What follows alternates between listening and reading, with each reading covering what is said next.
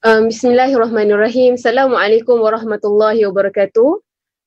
Terima kasih saya ucapkan kepada semua penonton yang sedang mengikuti kami di FB page ABIM Selangor. Saya mengalu-alukan kehadiran semua dan juga para hadirin yang berada di Zoom pada hari ini. Jadi pada hari ini seperti yang saudara-saudari maklum, kita meneruskan lagi siri bicara bedah buku ABIM Selangor, siri yang kedua. Hari ini kita akan bawakan buku yang bertajuk 10 Lessons for a Post-Pandemic World, tulisan Farid Zakaria. Jadi saya memperkenalkan panel kita yang pertama. Beliau merupakan CEO Global Peace Mission Malaysia. Saya memperkenalkan saudara Ahmad Fahmi Syamsuddin. Sihat ni saudara Fahmi? Alhamdulillah, sihat. Khabar? Alhamdulillah, sihat. Okey, panel yang kedua, saya memperkenalkan beliau merupakan Presiden Persatuan Kebangsaan Pelajar Islam Malaysia PKPIM, saudara Farhan Rosli. Sihat Farhan? Sihat, terima kasih. Okey, terima kasih. Selamat malam semua. Selamat malam. So saya rasa hari ini panel kita bukan calang-calang orangnya. Mereka dah biasa dah dengan membedah buku.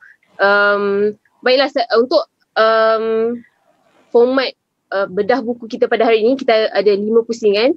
Iaitu pusingan yang pertama, kita akan minta panel-panel untuk memberikan ringkasan tentang buku yang ditulis oleh Farid Zakaria ini. Dan pusingan yang kedua dan ketiga, saya akan memberikan soalan kepada para panel kita. Dan untuk pusingan yang keempat, kita akan membuka ruang kepada para hadirin yang sedang menyaksikan live kita pada hari ini. Jika ada sebarang soalan, boleh share di ruangan komen, ataupun maybe siapa yang berada di dalam Zoom boleh masukkan soalan anda di ruangan chat. Dan pusingan yang kelima, kita akan memberikan rumusan tentang buku ini. Baiklah, saya pergi dulu kepada saudara Fahmi. Seperti yang saya rasa mungkin tidak ramai yang mengenali Farid Zakaria itu siapa. Jadi kita nak minta saudara Fahmi sendiri untuk berkongsikan siapakah sebenarnya Farid Zakaria dan mengapakah dia menulis buku ini semasa pandemik COVID-19. Silakan. Bismillahirrahmanirrahim. Assalamualaikum warahmatullahi ta'ala wabarakatuh. Dan juga salam sejahtera. Alhamdulillahirrahmanirrahim. Wassalatu wassalamu ala asyrafil anbiya mursalin wa ala alihi wa sahbihi ajma'in. Subhanaka la ilma lana illa ma 'allamtana innaka antal alimul hakim. Saya ucapkan terima kasih kepada saudari Fatin yang bertindak sebagai moderator kita pada malam ni. Saudara Farhan akan membedah pada malam ni. Saya ingat pada awalnya diminta untuk membedah buku lain, tapi sebab Farhan dah baca buku ni jadi tak acik lah yang kata kena start dengan buku. So buku yang ada di tangan kami sekarang ni adalah merupakan satu masterpiece ataupun satu lagi kita kata apa, hasil karya individu yang bernama Farid Zakaria. Jadi kalau siapa yang dengar nama Farid Zakaria ni seolah macam kata ni orang Islam lah contohnya, sebab nama Farid, nama Zakaria, nama Nabi pula tu. Jadi Farid Zakaria ni adalah seorang yang mungkin tidak asing di negara barat ataupun di United States sendiri, di Amerika Syarikat sendiri, kerana beliau adalah merupakan seorang individu yang dikenali sebagai seorang host, juga penulis prolific, dan beliau adalah merupakan kita kata seorang yang lahir pun datang daripada negara India. So beliau adalah kita kata dia background dia ni daripada Mumbai, dan sebenarnya dia dapat tawaran belajar daripada Yale sehinggalah ke Harvard. So daripada situ dia dah ada satu insightful dan juga rasa menariklah untuk hidup lama di United States sehinggalah sekarang ada 3 orang anak. Tapi sebelum tu lagi Farid Zakaria ni adalah merupakan individu yang datang daripada keluarga yang mempunyai satu latar belakang yang menarik, oleh kerana ayahnya adalah merupakan politician di India, manakala ibunya adalah merupakan dia sebagai wartawan juga. Jadi sejak daripada kecil, maksudnya bila wartawan bersama dengan ahli politik duduk di rumah kalau kita sebagai seorang anak yang mana latar belakang ayah dan ibu datang daripada background tu, kita boleh jangka lah macam mana pemikiran, bagaimana kita kata apa, suasana di rumah tu secara tidak langsung membentuk pemikiran dan juga membentuk peribadi kita sebagai seorang anak.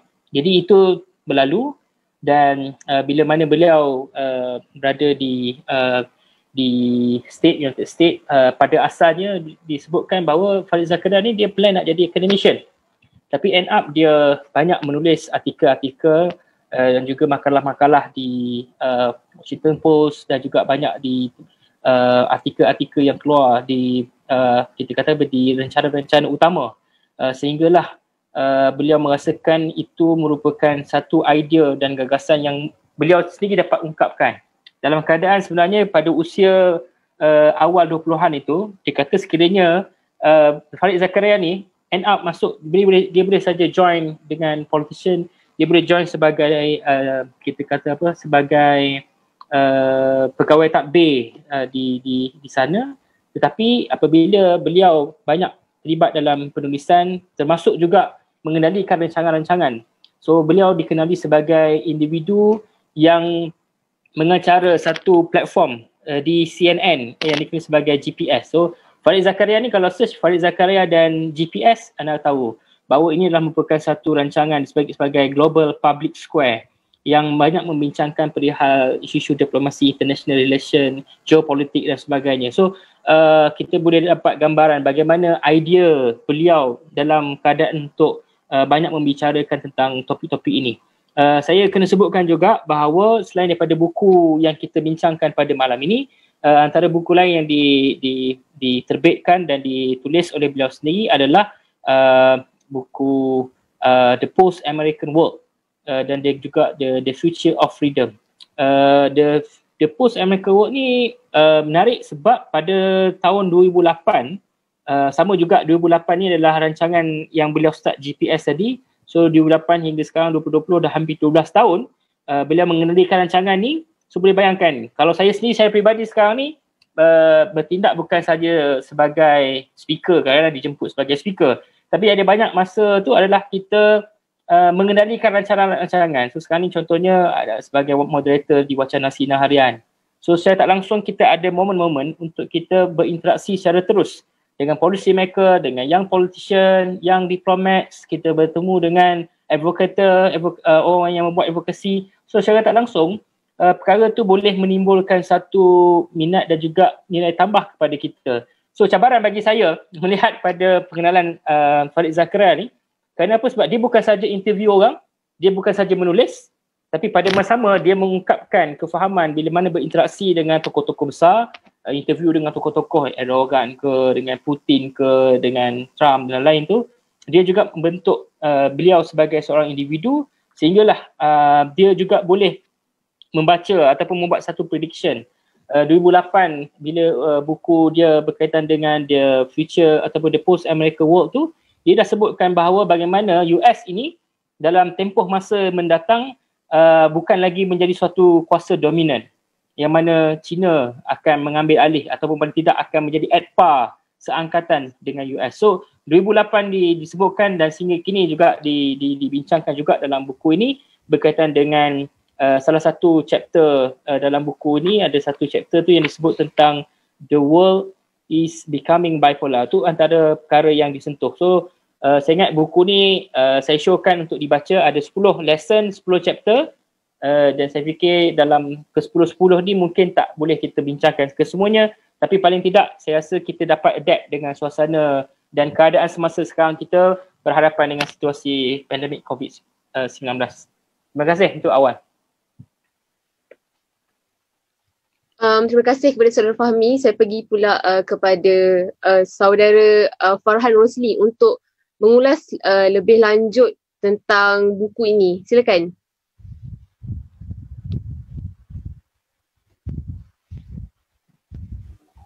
A'udzubillahi minasyaitonir rajim. Bismillahirrahmanirrahim. Alhamdulillah rabbil alamin wassalatu wassalamu ala asyrafil mursalin wa ala alihi wa sahbihi ajma'in. Rabbi shrah li sadri wa yassir li amri wa hlul 'uqdatam min lisani yafqahu qawli. Saudari moderator dari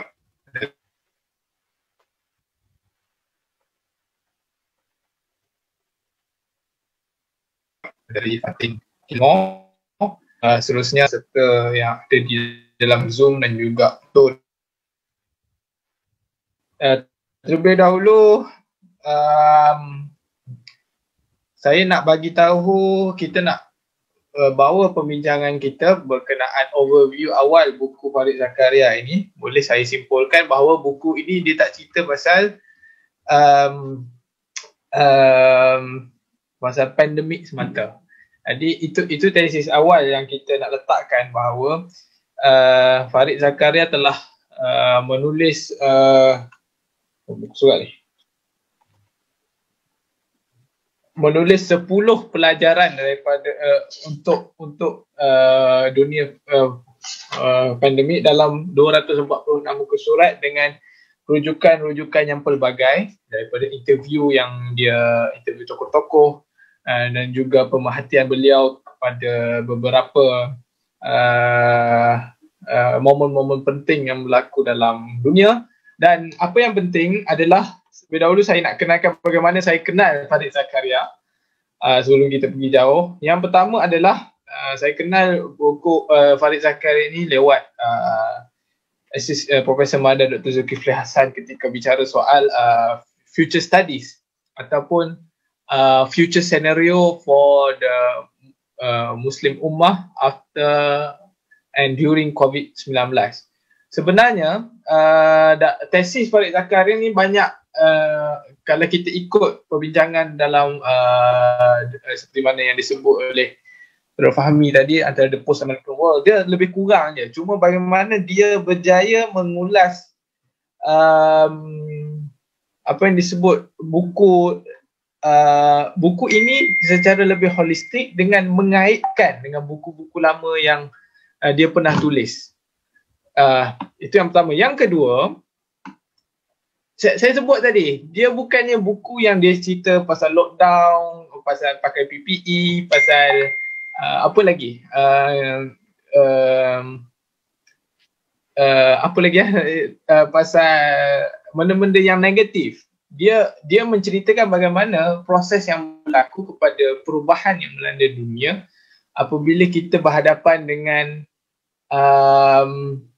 pandemik. Sebenarnya untuk pengetahuan sahabat-sahabat, saya rasa ramai dengan yang kita sudah maklum, COVID-19 bukan pandemik yang pertama. Bahkan dunia pernah berhadapan dengan Spanish flu, Black Death dan pelbagai lagi pandemik yang mengubah dunia. Dan ada beberapa tesis oleh Farid Zakaria dalam buku ini membezakan kesan COVID-19 dengan pandemik seperti Spanish flu dan Black Death yang melanda dunia. Contohnya dia sebut dulu masa Spanish flu dan Black Death tidak ada digitalization, tapi dunia sekarang ini sudah ada digitalization. Itu antara perkara-perkara yang saya rasa segar yang boleh kita huraikan. Namun yang menarik, kita pun baru selesai satu perbincangan yang cukup boleh saya kata exciting petang tadi bersama dengan duta daripada Sweden. Dia berkait bagaimana Farid Zakaria menceritakan permasalahan dunia ini basisnya kepada kegagalan kita menguruskan perubahan iklim, ataupun sekarang ini kalau mengikut yang terbaru daripada pertubuhan masa bersatu dia tak panggil lagi climate change, dia panggil emergency climate. Maknanya setiap permasalahan yang berlaku, terutama dalam dunia sekarang ini, bertitik tolak daripada apa yang kita sebut sebagai perubahan iklim yang mendadak. Dan itulah kerana perubahan iklim ni berlaku. Farid Zakaria sebut pasal Malaysia juga dalam buku ini. Ada 2 tempat saya teringat satu ni yang saya sebut dulu. Contohnya pasal virus Nipah yang berlaku pada hujung 90-an, tak silap saya.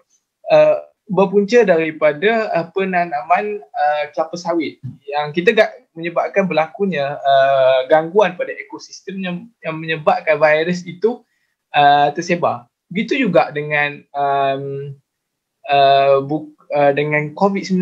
Dia memulakan tesis buku ini dengan menulis the back effect. Mana kita tahu pada 2019, tak silap 2019, when the first case of COVID-19 reported in Wuhan, kes itu bermula dengan haiwan. Itu kelawar lah. Dan sebenarnya yang lebih menarik, ia mengiyakan tesis Bill Gates pada 2015 yang mengatakan dunia akan berhadapan dengan sesuatu yang dipanggil pandemik. Maknanya Bill Gates sudah menceritakan bahawa kita kena bersedia dengan jangkaan akan berlakunya COVID-19, jangkaan akan berlakunya krisis kesihatan yang akan melanda masyarakat dunia. Buku ini membawa kita untuk komitmen dengan masa hadapan dan juga komitmen dengan humanity. Itu pandangan kita lah. Bila mana Farid Zakaria cerita pasal our resilient world, dunia yang berdaya saing, yang meletakkan kekuatan manusiawi ataupun kekuatan manusia itu untuk bangkit daripada apa-apa krisis. Sebab itulah saya tak ingat ni bahagian ni kan, atau yang kedua kita akan cerita pada three dilemma. Biasa kita dengar dilema. Sekarang ni dia ada satu lagi istilah yang mungkin hasil perbincangan kita dengan kawan-kawan, trilema, ataupun 3 cabaran terbesar ataupun 3 world crisis yang akan dihadapi dunia pada abad 21, iaitu yang pertama financial crisis. Pada 2008 kita menyaksikan bagaimana kekangan ekonomi yang berlaku yang melanda dunia menyebabkan ketidaktentuan dalam market, harga minyak turun, harga minyak tak stabil dan mengganggu, menyebabkan berlakunya inflasi di beberapa tempat di dunia. Itu sudut financial crash yang disebut, istilah yang dipakai oleh Farid Zakaria dalam buku ini. Yang kedua, kita patah balik, iaitu geopolitical crisis yang Farid Zakaria menggunakan tesis awal, iaitu ketika 9/11 ataupun ketika ketika 9/11 yang menjadi titik tolak kepada peperangan ataupun penjajahan Amerika Syarikat kepada Afghanistan. Dan yang ketiga adalah pandemik yang menyebabkan berlakunya perubahan secara cepat kepada dunia kita. Dia 3 perkara ini, 3 variable ini merupakan titik tolak sentral kepada perbincangan awal dalam buku ini. Dan juga buku ini juga dia mengiyakan satu tesis, sebuah lagi buku, saya kena tunjuk juga buku ni. Buku yang ditulis oleh Walter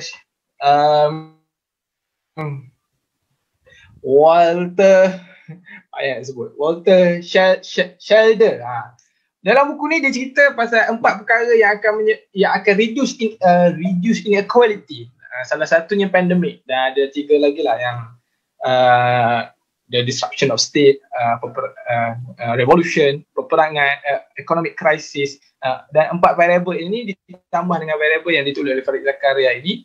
Dan saya rasa itu adalah suatu dia macam menjadi satu tembakan kepada kita untuk lebih membaca. Dan kita akan lihat 10 lesson yang disusun itu adalah lesson yang menyentuh semua institusi. Ada menyentuh soal digitalisasi, menyentuh soal kerajaan, menyentuh soal humanity, dan juga ada juga menyentuh soal orang-orang yang realis, orang-orang yang idealis, menyentuh juga sebagai masyarakat awam umumnya dan juga pakar-pakar. Jadi saya rasa itu untuk awalan kita pada hari ini. Terima kasih kepada Saudara Farhan atas perkongsian beliau. Saya pun sempat sedikit baca beberapa bab buku tersebut, dan saya perasan memang tiada disebut tentang lockdown yang terjadi pada COVID-19 sekarang ini. Okey, saya pergi kepada pusing yang kedua.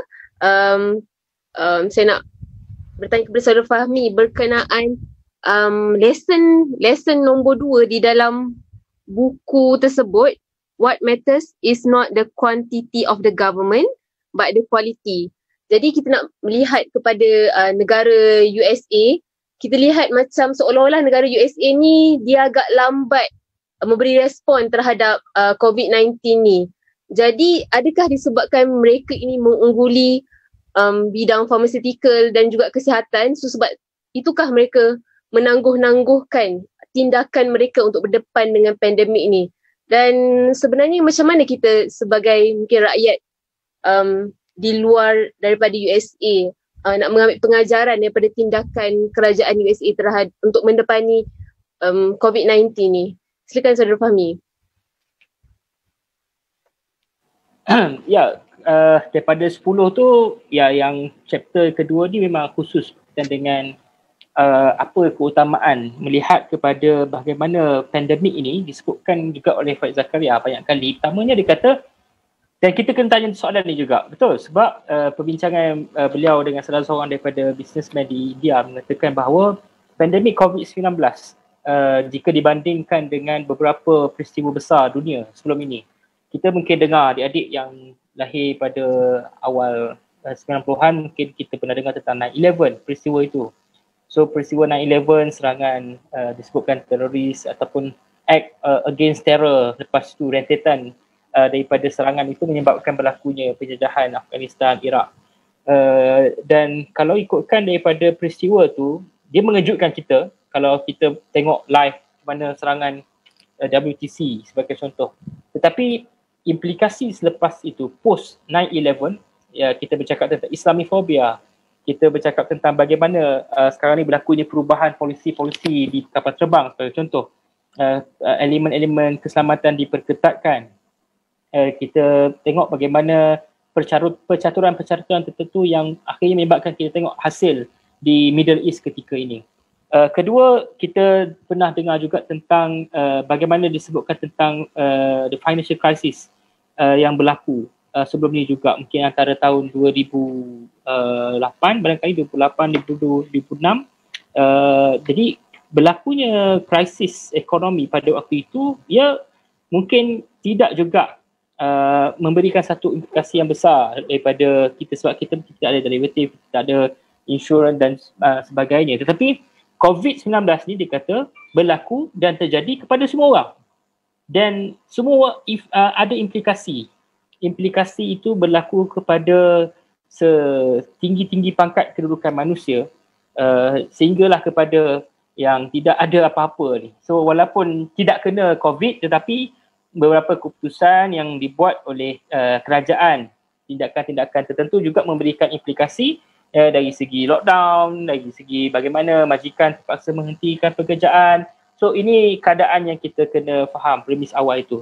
Sebab tu dalam chapter yang kedua juga disebutkan tentang apabila kita ambil contoh model US, dikatakan pada Oktober 2019, John Hopkins University dia keluarkan satu indeks disebut sebagai Global Health Security Index. Dekat situ dia akan senaraikan negara-negara yang bersedia untuk berhadapan dengan situasi pandemik ataupun epidemik. Pandemik ni yang sekarang satu dunia lah. Tapi dia bila list tu memang kalau tengok ranking, seolah-olah US semua ada. Kelengkapan semua ada. Persiapan tu ada. Baik dari peringkat equipment, baik di peringkat pharmaceutical dan sebagainya. Tetapi dalam tempoh itu, kita nampak seolah dia take it for granted. Dan kita faham bagaimana nature Trump ni. Trump kan kalau COVID ni kan dia kata, dia kalau banyak kenyataan media kalau kita dengar dalam tempoh bila sebelum dia kena serang COVID kan, lalas dia yang kena kan. Kan dia kata COVID ni China virus lah. So dia banyak main sentiment against kita sebut tadi kuasa lain selain pada US tadi. So elemen menyalahkan itu berlaku. Dalam keadaan itu memang kita nampak dari segi bagaimana negara-negara yang mengamalkan pendekatan-pendekatan yang kita mungkin biasa dengar istilah-istilah democratically elected government, ada government yang mengamalkan pendekatan authoritarian, ada government yang mungkin semi ataupun ada government yang mengamalkan pendekatan-pendekatan yang berbeza ni. So bagaimana kita berhadapan dengan situasi kepelbagaian ini? Adakah baik COVID ini bagi mereka yang mengamalkan authoritarian ataupun tak bagus bagi yang mengamalkan demokrasi? So ini yang mungkin Faham sebut tadi tentang kita dengar dulu di Malaysia ni ada virus SARS. Kita dengar juga tentang virus Nipah. Jadi kebanyakan negara-negara yang datang daripada negara-negara yang relatifnya jika dibandingkan dengan US daripada saiz yang disebutkan tadi, dari segi saiz tu memang jauh berbeza dengan kita. Tapi negara-negara yang pernah melalui saat dan ketika berlakunya pandemik ataupun situasi seperti MERS-CoV SARS ini, mereka learn something. So bagaimana kerajaan, tindakan yang dibuat oleh beberapa buah negara ini memperbaiki dari segi sistem, dari segi kebolehan dan kesiapsiagaan itu menyebabkan we are learning something from our failure. Itu yang disebutkan oleh Faiz Zakir dari sini. Apabila kita tidak pernah kalah, jika dibuat perbandingan juga oleh beliau dalam tulisannya menyebutkan tentang bagaimana lepas World War II, negara-negara yang dia ambil perbandingan Jerman dengan British sebagai contoh, bagaimana Jerman boleh cepat membangun dalam kita tengok Jepun sendiri pun dalam keadaan berbeza kekalahan dalam perang. Tapi bagaimana Jepun dapat membangun semula dalam erti kata mereka ini mempelajari sesuatu. Sebab tu berbalik semula kepada US tadi. Kita nak memahami kerencaman US yang mempunyai 55 buah negeri yang berbeza. Kita 14 buah negeri ni pun dah kalut bila dah dapat rentas negeri seolah macam kita lepas daripada satu situasi yang lama bila terpenjara Tapi kalau saya nak sebutkan bahawa apa yang kita lalui saat-saat kita berada dalam situasi lockdown dan sebagainya adalah sangat sekelumit berbanding dengan apa yang dilalui oleh rakan-rakan kita di Palestin, Xinjiang sebagai contoh, di Kashmir. Mereka melaluinya dengan tempoh yang sangat lama. Lockdown disebutkan bukan sekadar lockdown duduk di rumah, tapi lockdown tidak ada komunikasi, lockdown tidak dapat jumpa dengan keluarga, lockdown dalam keadaan tak dapat makanan. Malah ada juga kita sebut bagaimana lockdown disebutkan tu adalah bukan government failure. Sebab di setengah negara, lockdown ini menyebabkan berlakunya kematian. Lebih tinggi dibanding lockdown dalam keadaan kita buat itu untuk memastikan pandemik tidak berlaku. Di India berlaku bila mana isu malnutrition sebagai contoh, apabila lockdown menyebabkan ada kematian. Jadi dalam hal ni, bagaimana kita perlu untuk berada situasi yang kita kena tahu bahawa kita tak boleh selesa, complacent, kita ada kelemahan dari segi macam mana kita nak memanfaatkan teknologi sebagai contoh.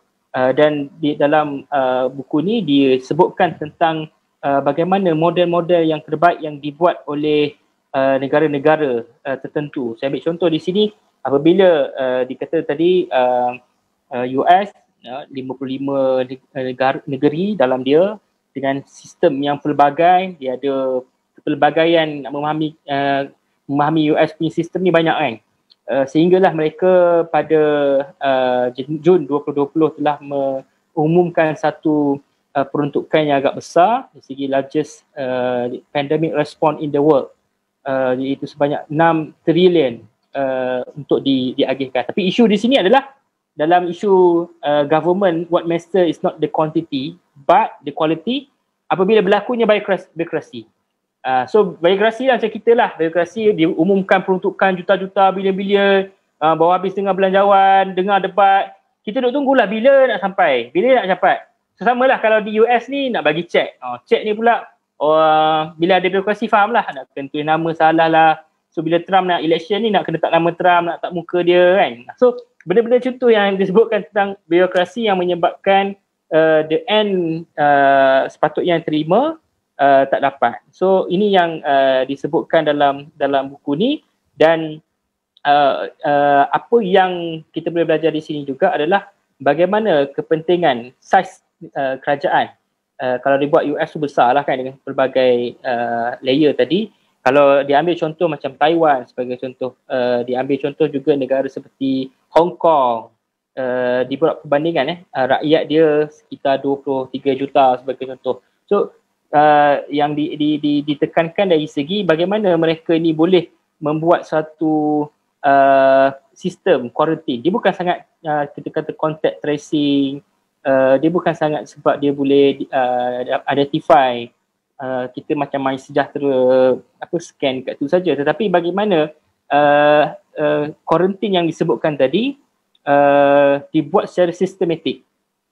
Dan 1% yang dibuat untuk identify orang terlibat quarantine, dia akan menyelamatkan 99%.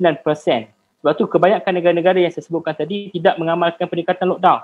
Saya ada buat perbincangan dengan salah seorang daripada task force Malaysia dalam Kementerian Kesihatan, daripada tentera, kolonel tentera, menyebutkan bagaimana hari ini apabila disebutkan tentang kes Malaysia, bagaimana kita berjaya pada fasa pertama. Sebab apa? Sebab berlakunya total lockdown. So bila total lockdown, memanglah tak ada berlaku penyebaran. Berbanding dengan sekarang, kita tengok 3 kes, 3 angka, 4 angka. Sebab rutin itu berjalan dan itu realitinya. Dan Tan Sri Tan Sri Ketua Pengarah Kesihatan juga, saya ingat dia pun sebut pada kita, dia kata we are learning how to adapt and live with COVID-19, dia kata. So life must go on. So kita kena take all the necessary precaution measure to protect our families and ourselves. So macam mana kita hari ni kena adapt dengan situasi. Isu ni di sini bagaimana government perlu competent, well functioning, walaupun ramai tapi kalau tak berguna susah juga, trusted state and the quality of government. So itu mungkin kupasan untuk bab yang kedua lah. Terima kasih. Terima kasih kepada Saudara Fahmi atas kupasan untuk lesson tersebut. Untuk makluman tuan-puan sekalian, sebenarnya dalam buku ni macam saudara-saudara panel menyebutkan tadi, dia ada 10 lesson. Jadi mungkin sekejap lagi kita boleh pergi secara overview lah untuk bagi tahu apa benda lesson-lesson yang disebutkan oleh penulis. Okey, baiklah, saya pergi kepada saudara Farhan. Sebab saya akan pergi lesson by lesson untuk kedua-dua panel ni. So untuk saudara Farhan, kita pergi kepada lesson yang pertama, iaitu buckle up. Jadi kita tengok dalam bab ini, penulis membincangkan tentang kemusnahan alam sekitar. Beliau juga menyebutkan dalam bab ini bahawa ada satu report daripada PBB tahun 2019 yang menyatakan ekosistem dunia ni semakin musnah dan biodiversity makin lenyap. Dan juga hampir 1 juta hidupan pelbagai spesies diancam kepupusan dalam beberapa dekad akan datang ni. Jadi saya pun tertanya-tanyalah sama ada sejauh manakah kebenaran kemusnahan alam sekitar dan juga krisis ekonomi ni disebabkan tangan-tangan manusia atau pemimpin yang sangat rakus untuk mengejarkan modernisasi sesuatu negara. Dan juga soalan kedua, macam saudara Farhan sebut tadi pasal trilema, saya pun baru perasan perkataan trilema ni. Jadi kita nak tahu apa peranan trilema ni, terutamanya untuk mengurus dalam pasca pandemik ni. Silakan saudara Farhan. Terima kasih. Sebelum kita pergi jauh, ada perkara yang menarik saya tertinggal saya nak sebut. Farid Zakaria ada sebut benda yang menarik berkaitan. Sebelum ni kita selalu bicara soal nak ubah sesuatu benda, kena ubah benda yang besar, dan benda yang besar itu akan menyebabkan benda yang kecil-kecil itu akan berubah. Tapi dalam buku ni Farid Zakaria bawa satu naratif bahawa kadang-kadang kita terlalu memikirkan untuk mengubah sesuatu yang besar sehingga menyebabkan kita lupa perkara kecil itu sebenarnya yang penyebab kepada satu masalah. Contoh saya bagi Titanic. Kalau ada satu dokumentari yang dibuat ketika dia kaji Titanic tu karam kenapa. Ada yang menyatakan sebab sailor ataupun sailor bahasa Melayu sailor kapal Titanic tu dia tak fokus untuk tengok iceberg dan menyebabkan tak perasan dan Titanic langgar iceberg. Itu kesilapan yang kecil. Yang kedua, teori kedua, tenggelamnya Titanic itu kerana ada satu skru dekat rangka kapal itu tak dipasang dengan baik. Itu juga tesis yang dibawa dalam buku ni yang disebut small changes can have a big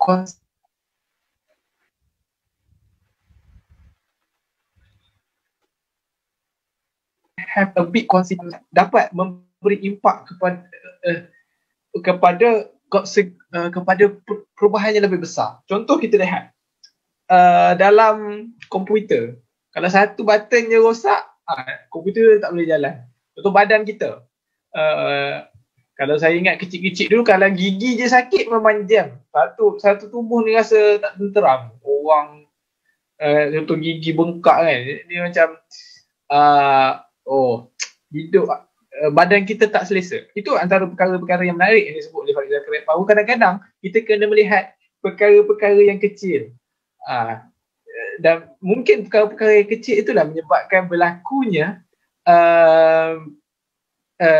perkara yang lebih akan menyebabkan implikasi yang lebih besar akan berlaku. Dan dalam pandemik ini terbukti apabila terutama di Amerika Syarikat, mereka invest soal menguruskan perkara-perkara yang besar. Contohnya dia invest dalam bidang ketenteraan. Perkara ini disebut oleh Farid Zakaria. Dia invest beli macam-macam, prepare pesawat, prepare mission canggih. Tapi mereka lupa untuk mengkaji haiwan-haiwan yang kecil. Apa yang boleh dibawa oleh mereka, simptom-simptom ataupun virus-virus yang dibawa oleh benda-benda yang kecil. Perkara-perkara ini yang saya rasa cukup menarik lah untuk kita tengok bahawa kadang-kadang perubahan di sekeliling kita ini tidak berlaku kerana kita mengenepikan perkara-perkara yang kecil. Ni mungkin kita boleh retrospeksi lah sebagai anggota jamaah, mungkin kena ubah usrah lah kot, nak ubah jamaah kita kan. Itu pandangan saya lah. Berkaitan lesson yang pertama, buckle up. Buckle up ni idiom bahasa Inggeris. Dia macam kita nak naik kereta tu, kita kena pakai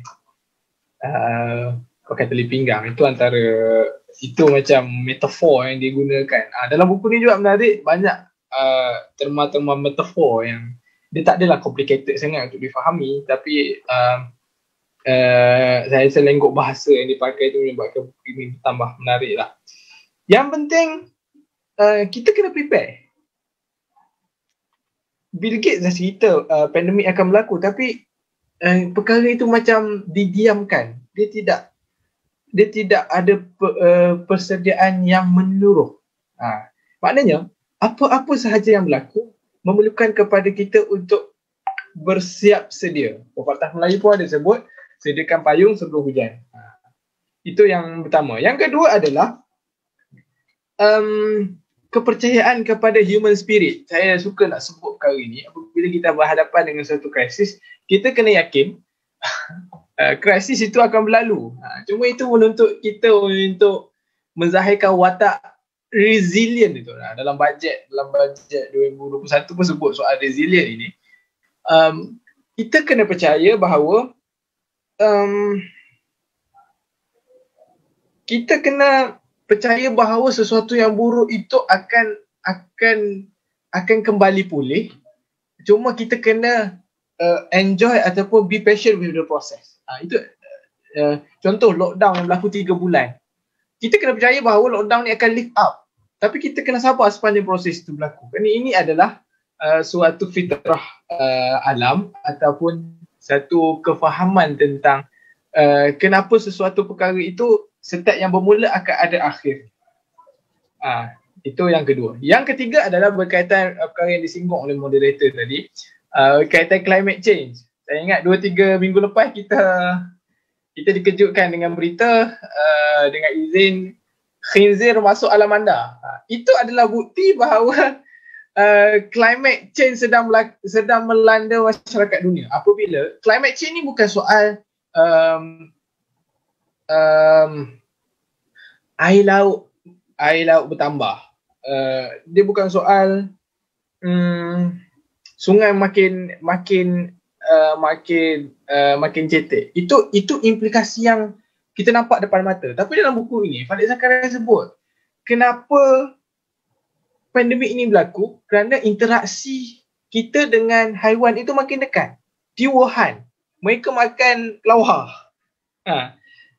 Dalam keadaan China tu dah membangun dengan pelbagai lah, dengan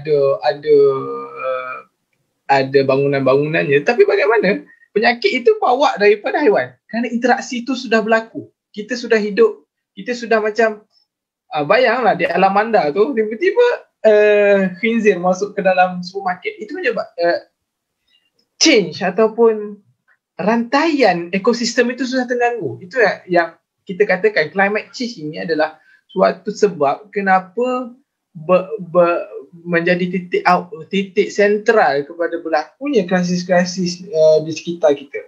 Dalam keadaan haiwan ini sudah menjadikan bangunan bandar-bandar besar ini sebagai tempat mereka bermain-main. Saya ingat pengalaman kita pergi ke universiti di UIA kan. UIA ada kera, ada biawak dan beberapa universiti lain ada haiwan-haiwan yang sudah masuk dalam dan sudah berinteraksi secara lebih dekat dengan manusia. Ini tesis yang disebut oleh Farid Zakaria dalam keadaan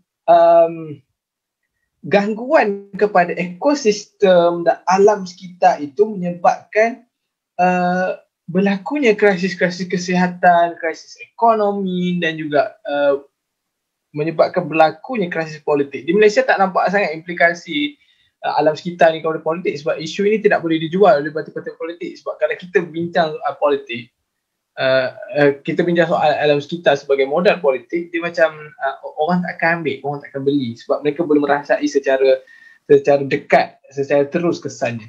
Dan banyak lagi lah yang disebut. Yang seterusnya saya sentuh sikit pasal trilema itu. Trilema ini adalah satu keadaan yang di mana kita harus memilih di antara tiga variable ataupun tiga permasalahan yang mana yang harus diselesaikan dahulu. Trilema ini yang disebut dalam buku Farid Zakaria yang dia quote daripada seorang teknologis. Saya lupa nama dia. Orangnya kadang-kadang contoh, kita ambil contoh mudah. Adalah contoh disebut contoh dalam keadaan Malaysia. Kita ada krisis politik, kita ada krisis kesihatan, kita ada krisis ekonomi. Kita nak selesaikan yang mana dulu? Kita nak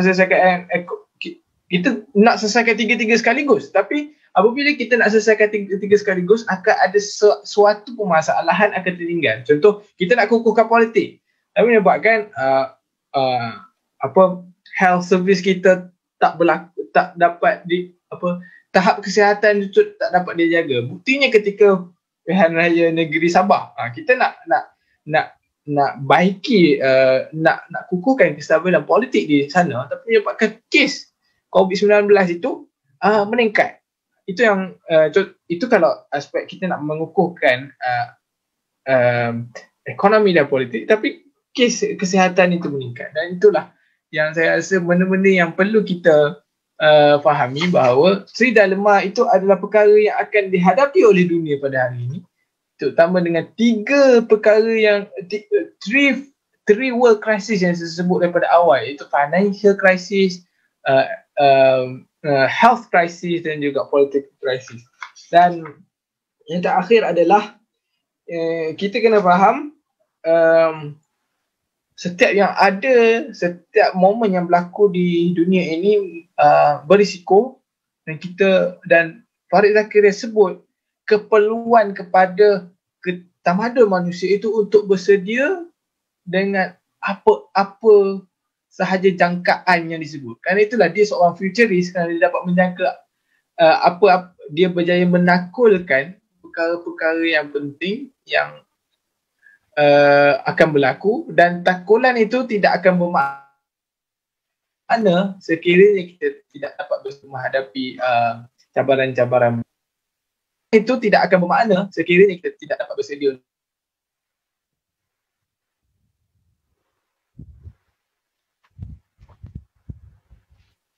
Terima kasih. Terima kasih kepada Saudara Farhan. Maknanya disebabkan beliau merupakan seorang futurist, jadi setiap analisis tu perlu kita ambil kira, betul tak macam tu? Maksudnya tak boleh buat tak tahu. Setiap analisis ataupun jangkaan-jangkaan yang beliau tuliskan, kita kena ambil pengajaran ataupun bersiap siaga, especially dalam pandemik, sebab ramai futurist yang dah meramalkan akan adanya pandemik. Tetapi itulah tindakan-tindakan kita yang melengahkan ataupun mungkin macam Saudara Farhan cakap tadi, trilema. Pilihan manakah yang perlu diutamakan dalam untuk membuat satu keputusan. Dan saya pergi kepada Saudara Fahmi untuk pusingan yang ketiga. Setakat yang perbincangan kita saya rasa perbincangan kita dah sangat banyak dah walaupun baru 3 round. Jadi apa pengajaran yang kita boleh ambil dalam perbincangan kita ni untuk kita manfaatkan dalam realiti kehidupan kita pada hari ini? Silakan Saudara Fahmi. Dalam keadaan sekarang ni, apa yang kita dapat dan lesson lah, sebab tu buku ni menariknya sebab dia ditulis berkaitan dengan lesson. Kadang-kadang kita ni kalau dengar ceramah 2 jam, dengar forum yang kita bincangkan ni 2 jam, tak dapat 2 jam tu pun dapat 5 minit punya point pun dah cukup dah. Sama juga kat sini ada banyak point, di 10 lesson ni ada masa ketika mungkin tak sesuai, ataupun bagi kita hanya subscribe dengan beberapa idea yang kita rasa sesuai untuk kita bawa lah kan, betul tak? Daripada 10-10 ni. Cuma bagaimana kita nak kaitkan situasi berdasarkan pembacaan, perbincangan kita dengan situasi yang kita alami hari ni. Kita sebut tentang COVID-19 sebagai satu keadaan yang berlaku. Sebab tu dalam buku ni juga menarik, saya nak cari quotation tu saya tak jumpa. Tapi disebutkan tentang apa yang berlaku dalam tempoh sedekat. Tak berlaku, tapi boleh berlaku dalam tempoh masa seminggu. Sedekat tu tak ada, tapi benda tu boleh berjadi dalam masa seminggu, kita dah melaluinya. So benda tu dia kalau Fred Zakaria ni sebut sebagai dia benda yang accelerate, dia dibawa, dia macam melajukan. Dia bukan sangat dia tukar, dia transform. Dia bukan sebab COVID ni menyebabkan kita ubah, tak. Maksudnya dia sebut juga tentang implikasi kepada COVID ni tidaklah sampai menyebabkan tidak ada lagi cities dan sebagainya. Tapi dalam keadaan semasa sekarang, sebagai contoh, kita memerlukan satu total internal reflection, satu elemen muhasabah. Kadang-kadang kita kena lihat juga bagaimana istilah yang biasa kita dengar tentang blessing in disguise. Sesuatu yang pada umumnya kita lihat negatif, tapi ada juga elemen-elemen positif daripada situ. Kita dengar tadi disebutkan tentang, pertama dari segi bacaan futuristik orang-orang tertentu kan, Bill Gates. Hari ni pun saya rasa saya ada baca satu kenyataan daripada Bill Gates. Dia ada buat satu lagi amaran. Saya ingat saya ambil daripada M-Star ini, dia sebutkan tentang bagaimana Bill Gates memberi amaran 6 bulan akan datang boleh jadi fasa COVID-19 paling teruk. So berita ni ditulis pada 15 Disember. So hari ni berapa bulan ni? Tak lama lah, maksudnya 15 Disember dia kata dalam tahun 2020 ni memang memberikan satu implikasi yang besar, bukan pada dia, kepada awak, tapi kepada satu dunia. Dalam keadaan tu memang situasi ni mengubah cara hidup kita yang kita sebut tentang new norms, normal baru, bagaimana kita menanggapi tentang isu-isu ni. Tetapi dalam tempoh yang disebutkan oleh Bill Gates tadi, dalam tempoh 6 bulan daripada sekarang, ianya akan jadi fasa yang lebih teruk. So dalam keadaan ini dikata kita macam mana kita dikata jangkaan kematian tu mungkin akan meningkat kepada 200,000 lagi. Saya tak pastilah angka yang terkini berapa. Maksudnya jangkaan berlakunya peningkatan tu memang ada. Tapi dalam keadaan sekarang ni, bagaimana kita nak memastikan bahawa kita tidak lagi menjadi seorang yang mementingkan diri. Dalam buku ni juga disebutkan tentang satu chapter yang menarik juga adalah berkaitan dengan globalization is not dead. So walaupun kita hari ini berada sebagai sebuah negara yang kelihatannya mungkin ada perbezaan menanggapi masalah-masalah yang berlaku dan juga cara penyelesaian yang mungkin berbeza, tapi kita kena willing untuk adapt dengan situasi, learn from the best practices. Disebut banyak model-model yang terbaik yang dilakukan oleh beberapa buah negara. Sebagai contoh, saya ambil contoh Taiwan. Dia kata Taiwan ni bagaimana dia buat contact tracing. Orang yang diberikan keutamaan itu adalah quarantine. So orang quarantine ni randomly dia akan bagi telefon.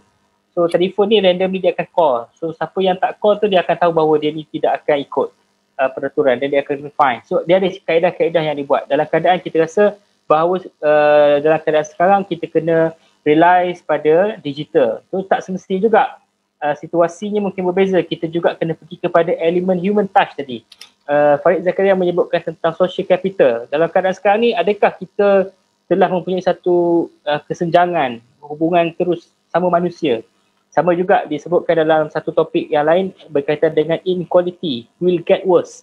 So inequality dalam konteks ini dia bukan saja bercakap tentang bagaimana keberadaan kalau saya sebut premis awal dalam chapter awal yang kita bincangkan tadi, kita kata kita ada sistem yang hebat, fasiliti yang cukup, tetapi persoalan besar yang perlu ditanya adalah sejauh mana semua rakyat dapat dapat sistem tu, dapat apa kita kata akses kepada benda tu. So kalaulah kita hebat sekali mana pun tapi tak ada akses kepada orang miskin apatah lagi, so kita telah melahirkan satu lagi kesenjangan disebut sebagai inequality yang ada antara yang miskin yang kaya. Disebutkan oleh beliau juga tentang power, skills, empathy. So bila mana kita makin tinggi kedudukan dan pangkat ni, dia akan hilang rasa simpati kita kepada orang. So ini situasi-situasi yang ada. Sama juga kalau tadi empathy kita terhadap haiwan sebagai contoh. Ini disebutkan dalam bacaan lain disebutkan tentang bagaimana sekarang ni trend yang disebutkan oleh Farhan tadi adalah yang disebutkan sebagai zoonotic diseases. Sebab tu kalau kita belajar tentang kategori haiwan, dia ada haiwan yang jinak, betul tak? Dia ada haiwan ternakan. Dia ada haiwan liar. Kenapa dipanggil haiwan liar? Haiwan liar dia tak duduk kat bandar. Haiwan liar ni dia tak duduk dalam kandang. Haiwan liar ni adalah liar. Liar tu maksudnya dia kena bebas. So kalau manusia dah masuk ke garis red line liar tadi tu, so manusia liar lah sekarang ni bila dia makan bat contohnya. So memanglah Allah jadikan kelawar tu dibawa racun, duduk kat tempat yang gelap. So kalau manusia dah pergi kepada beyond garis merah tadi tu, itulah yang implikasi dia. Kita faham tak benda tu? So sama dalam keadaan haiwan-haiwan liar, dia ada hormon-hormon dia. Dia boleh keluarkan lebih banyak pandemik atau kita kata virus-virus lain. So kalau kita belajar daripada pandemik ni, kita tahulah back COVID-19. So banyak sekarang ni haiwan-haiwan liar yang stres. Sebab apa? Sebab tempat dia punya watak dia telah diambil alih oleh manusia. Macam kita stres kan, stres kita keluar, macam kalau orang yang gembira pun dia keluarkan hormon. Sama juga Allah jadikan binatang-binatang ni juga dia ada dia punya rembesan kita kata apa virus ni kita tak tahu. So macam mana kita nak berhadapan dengan situasi yang ada ini? Sebab tu antara lain yang menarik juga untuk kita dapat dan kita kaitkan dengan situasi pandemik COVID-19 ni, bagaimana kita menanggapi virus itu bukan hanya dilihat kepada, sebab saya sebut tentang total internal reflection tadi, kita buat perbandingan. Contohnya, bila dibuat lockdown kita tengok bila manusia dimasukkan dalam rumah, tak duduk, tak keluar. Kita tengok macam mana air dekat sungai bersih. Macam mana binatang-binatang yang tak pernah jumpa tiba-tiba keluar. Macam mana pokok dan sebagainya. So kita dah pernah tengok gambar-gambar macam tu. So kita boleh buat perbandingan macam mana before dan after. Sebab tu saya sebut tadi tentang blessing and disguise. Dalam keadaan kita rasa ada kelemahan, ada reflection yang kita buat dalam kata lain. Virus yang kita tengok itu juga, dia ada hard virus, dia ada soft virus. So soft virus ni apa? Dia kata economic virus, kita dengar tentang hilang unemployment, maksudnya kenaikan, dan juga dari segi orang yang kena buang, dari segi empati kita kepada rakyat biasa yang disebutkan sekarang ni, kita bincang tentang digital poverty. Bila berhadapan dengan akses Zoom, kita banyak berinteraksi melalui platform digital ni, kita kena tanya, mungkin kita rasa kita dapat semua benda tu sebab kita ada akses, kita ada internet wifi, kita ada gadget. Tapi bagaimana kepada orang yang tidak punyai gadget pun nak belajar kan? Kalau macam di Malaysia ni sebut sekitar 1.7 juta, 4.7 juta pelajar, 1.7 juta itu dikategorikan sebagai miskin digital. So bagaimana kita nak menanggapi masalah ini? Kita dengar juga tentang virus politik yang tak serta, media virus, history virus, dan juga perkara yang berkaitan dengan pollution. Kita tengok tentang jenayah rumah tangga juga semakin tinggi. Walaupun kita kata bila berlakunya pandemik ini, dikata dia ada banyak masa untuk berinteraksi dengan keluarga. Tetapi dia perlu juga social capital tadi. Interaksi secara fizikal tu juga. Kadang-kadang kita menulis kalau kita marah kita tulis kat WhatsApp ataupun kita tulis kat chat ataupun email, terjemahan marah tu kita tak nampak, betul tak?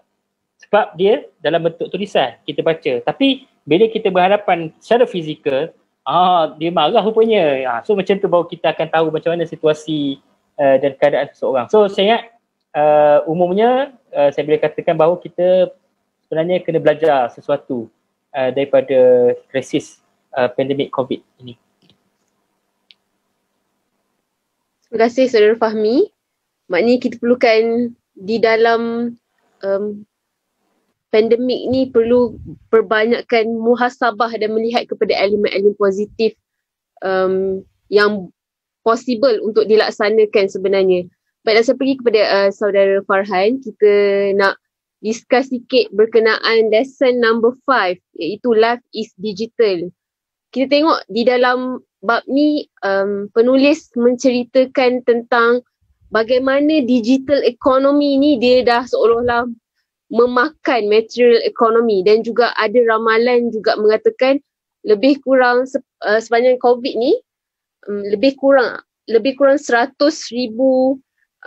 store ataupun perniagaan yang memiliki bangunan, ada kedai-kedai, mereka akan tutup disebabkan mereka tidak mampu untuk berada di dalam ekonomi digital ni. Jadi kita nak minta Saudara Farhan berkongsikan apakah manfaat daripada digital ekonomi ini sebenarnya, dan juga cabaran-cabaran yang akan dihadapi terutamanya buat peniaga-peniaga kecil. Silakan Saudara Farhan. Terima kasih. Saya suka untuk tegaskan kembali premis yang kita sebut pada awal perbincangan tadi, bahawa COVID-19 bukan pandemik yang pertama yang melanda dunia. Cuma yang membezakan COVID-19 dan pandemik-pandemik lain yang pernah melanda dunia adalah perkara ini hadir ketika kemodenan dunia itu banyak dilingkari oleh elemen digitalisasi. Contoh,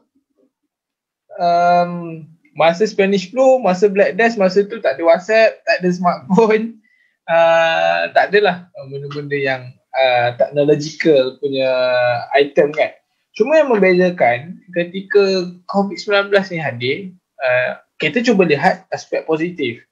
Yang mana Farid Zakaria sebut dalam lesson kelima ini adalah dia cerita bagaimana Uber berkembang dengan pesatnya, Grab Food. Sebab itu kita cuba reflect. Saya baca dan saya kaitkan dengan persekitaran kita kan. Dulu Grab ini hanyalah memberi keuntungan kepada syarikat-syarikat besar. Itu sudut ekonomi digital. Dulu KFC je ada Grab, McD ada Grab. Sekarang ni makcik-makcik kampung pun dah ada aplikasi Grab dalam kedai diorang dalam aplikasi Grab. Itu yang pertama, membawa satu nikmat yang besar dalam perniagaan atas talian. Sebab apa? Sebab kita kena survive. Dan saya suka sebut saya lagi, manusia ini ada human spirit ni. Dia akan cari cara untuk survive. Sebab dah tak boleh buka kedai secara fizikal, jadi dia kena cari kaedah lain untuk memasarkan bahan-bahan perniagaan itu. Itu yang disebut. Dan juga bagaimana Farid Zakaria melihat keperluan smartphone. Smartphone ni bahaya sebenarnya. Dengan smartphone inilah dalam tu ada WhatsApp. Akan adanya teredarnya fake news, teredarnya benda-benda yang menjadi asas kepada kekacauan dalam masyarakat kita. Kerana tu smartphone ni bahaya. Yang contoh disebut di India, saya ingat. Di India tu disebut bagaimana mesej palsu atau berantai ni menyebabkan satu pembunuhan pernah berlaku. Dan kita balik kepada jika tidak datang COVID. Jika tak datang COVID, saya rasa kita tak akan dapat berinteraksi secara maya mana saya berinteraksi dengan rakan-rakan di Facebook, rakan-rakan di Zoom.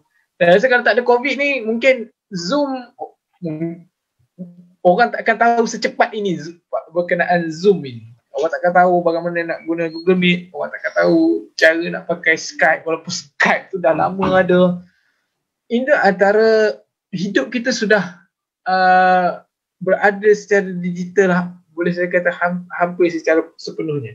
Contoh di universiti, dulu kelakar kalau lecturer nak buat kelas online. Tapi kerana universiti itu ditutup, Farid Zakaria sebut ini mempercepatkan pembelajaran atas talian itu berlaku. Contohnya, contoh di universiti, saya secara peribadi sebagai seorang mahasiswa, masuk kelas dalam keadaan pensyarah ada kat depan skrin, bukan secara bersemuka. Dan juga banyak lagi YouTube dulu tak ramai, bukan YouTube. Dulu orang filem tidak mahu invest dalam YouTube untuk upkan diorang punya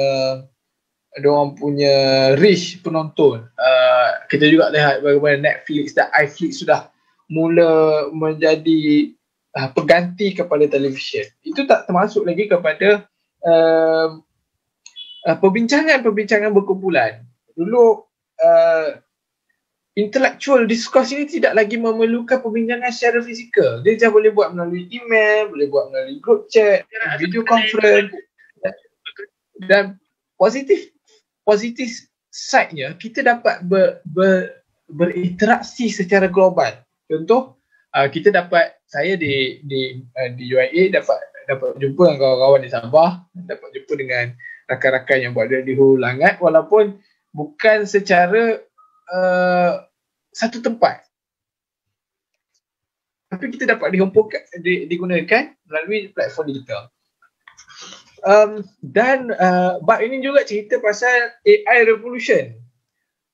Orang nak cerita pasal artificial intelligence ni, saya ingat ketika World Economic Forum, Klaus Schwab sebut di perbincangan di Davos, bagaimana kita berada dalam Fourth Industrial Revolution yang melahirkan artificial intelligence, yang dikatakan artificial intelligence ini akan menggantikan manusia. Dan Farid Zakaria mengatakan komputer ataupun artificial intelligence ini ada limitnya, walaupun yang menciptakan itu manusia. Artificial intelligence ni tetap ada limit dia.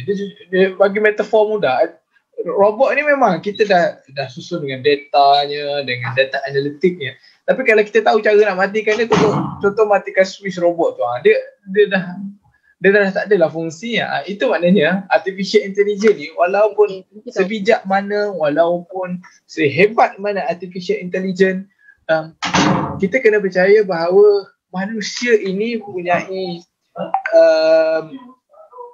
kekuatan yang tidak ada pada mesin-mesin. Cuma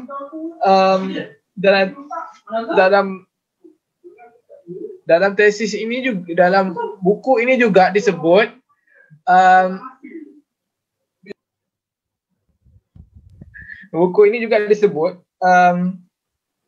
interaksi kemanusiaan itu masih diperlukan, walaupun dunia kita sudah hampir diganti secara digital. Kerana apa? Kerana yang ada pada manusia ini, walaupun kadang-kadang phone kita itu lebih bijak daripada kita. Contoh, kita nak pergi ke mana-mana pun tengok phone, kita nak simpan data perbelanjaan pun dalam phone. Ini disebut oleh Zakaria dalam buku ni. Kita nak selesaikan beberapa tugasan pun dalam phone, dan kita nak ke situ ke sini pun menggunakan phone. Tetapi kita masih percaya bahawa manusia itu penting. Zakaria sebut dalam buku ni, saya suka untuk share, highlight ni. Human were praised for many qualities other than their power to calculate, bravery, loyalty, generosity, faith and love. Benda ni tak ada pada robot. Keberanian, loyalty, generosity, faith and love ini tak ada pada robot. Tetapi benda ini hanya ada pada manusia. Sebab itu kita katakan selagi mana manusia itu menjadi manusia, ataupun orang sebut satu kaedah yang dikatakan humanizing the human, kita percaya bahawa AI ini walaupun dalam keadaan digital menggantikan macam-macam kan, kita masih percaya humankind ini dapat diselamatkan sekiranya manusia itu sebenarnya yang disebut oleh Farid Zakaria ini mempertahankan values kemanusiaan itu, soal love, generosity, faith, bravery dan nilai-nilai yang hanya dapat ada pada manusia, yang memang nilai-nilai ini tidak boleh diganti secara naturalnya kepada AI ataupun robot-robot. Terima kasih. Okay, baiklah, terima kasih kepada Saudari Farhan atas kupasan yang panjang. Menyedari hakikat ni sebenarnya digitalization ni bukan terjadi masa COVID. Sebenarnya dia dah proses yang panjang macam Saudara Farhan cakap tadi, mula tahun awal, sangat awal, dan dia berkembang dan bagaimana sekarang bila situasi COVID kita utilize dia sepenuhnya. Okey, baiklah, saya pergi kepada soalan kepada daripada para penonton. Saya mengalu-alukan jika saudara-saudari sekalian ada lagi soalan, silakan, kita masih membuka soalan. Jadi saya pergi dulu kepada soalan yang pertama daripada saudari Nur Afiqah Tajuddin. Ada tak di dalam buku ini menyentuh bagaimana pandemik ini mempengaruhi pembikinan undang-undang dan lawmakers? Ada ke? Mungkin Saudara Farhan rasa dah habis baca buku ni.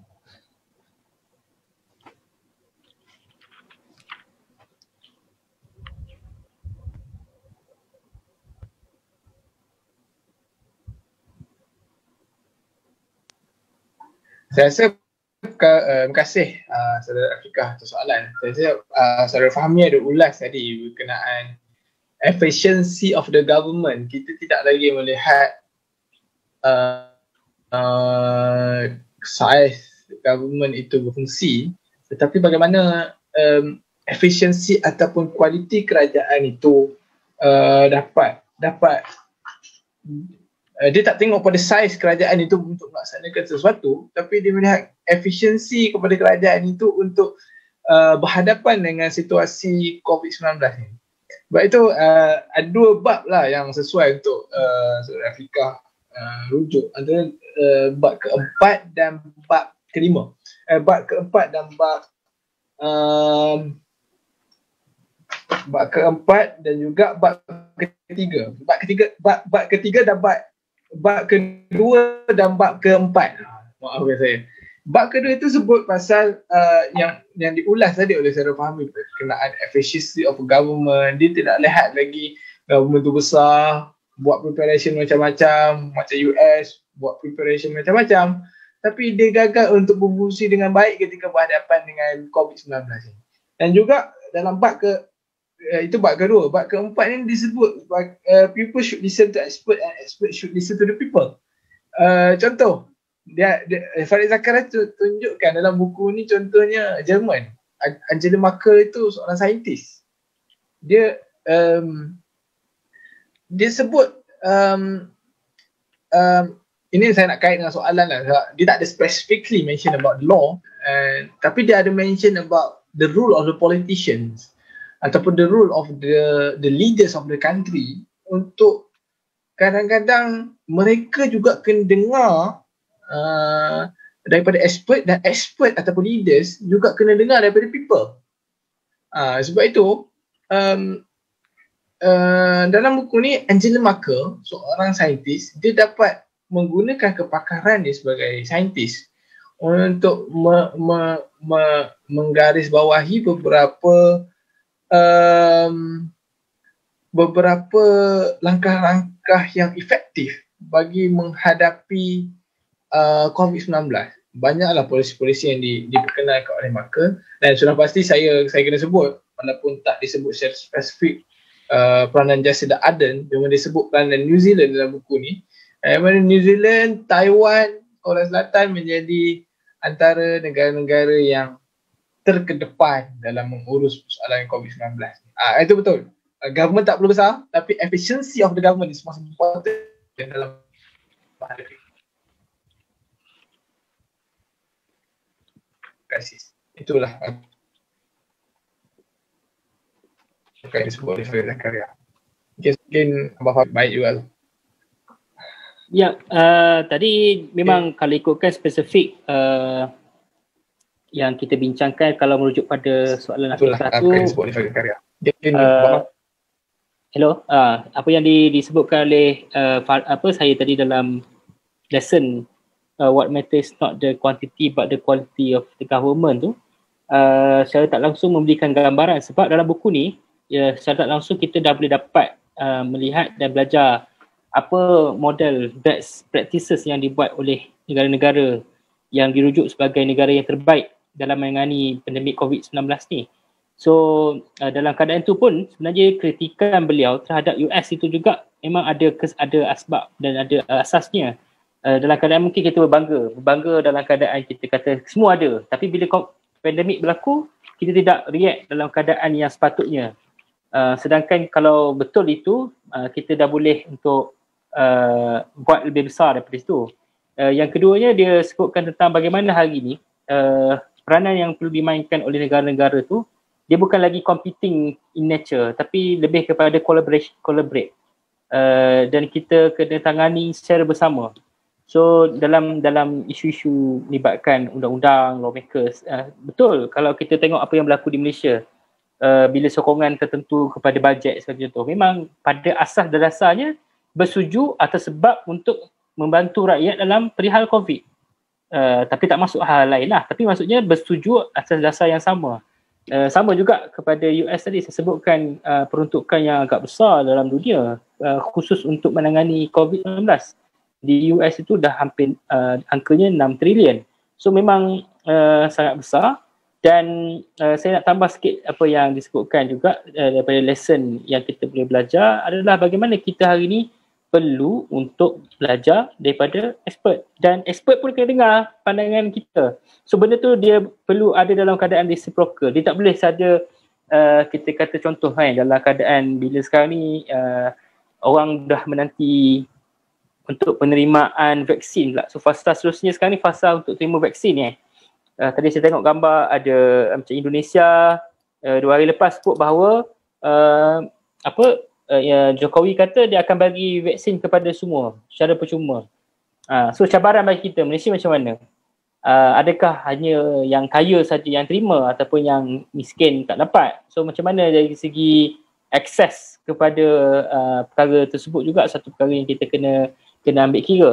So dalam hal ni memang nak tak nak kita kena manfaatkan ataupun kita kena belajar sesuatu, dan apa yang disebutkan tentang kita punya isu yang berkaitan dengan COVID fatigue ni juga disebutkan tentang bagaimana hari ini kita berhadapan dengan situasi apabila terlalu lama proses ni tanpa ada penyelesaian, maka penat seseorang itu terhadap situasi ini. Tetapi kemungkinan untuk COVID ini bukan hanya kita lihat kepada faktor COVID yang ada sekarang, tapi tak mustahil akan ada evolusi kepada COVID ini. So dalam keadaan tu mau tak mau kita kena berada dalam keadaan yang sentiasa siap siaga lah. Okay, saya pergi terus kepada soalan yang kedua.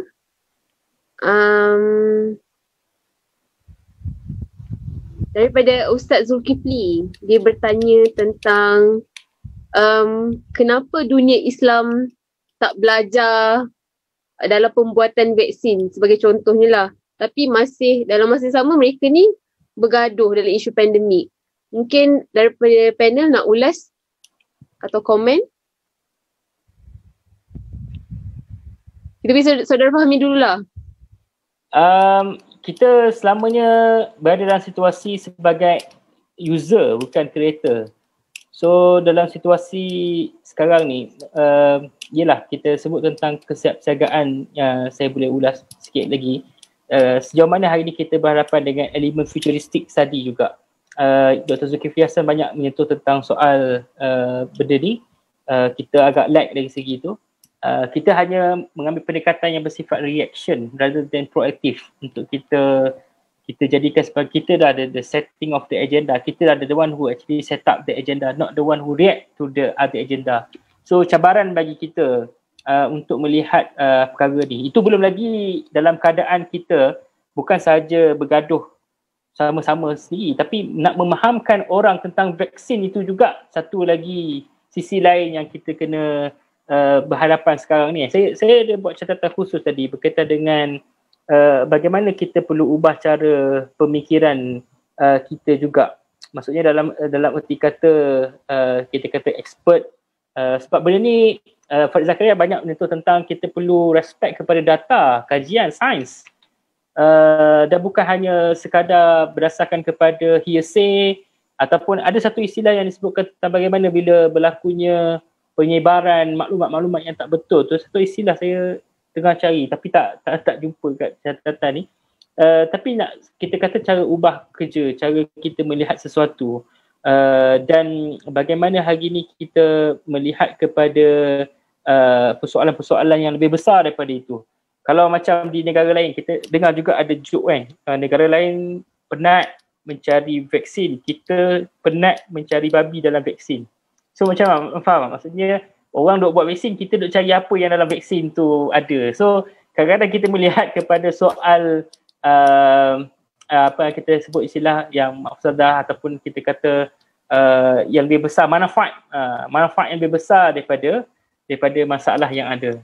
Itu komen ringkas saya lah. Right, terima kasih kepada Saudara Fahmi. Maybe Saudara Farhan nak komen ke tentang kenapa Islam tidak belajar untuk buat vaksin dan kita masih bergaduh dan sebagainya?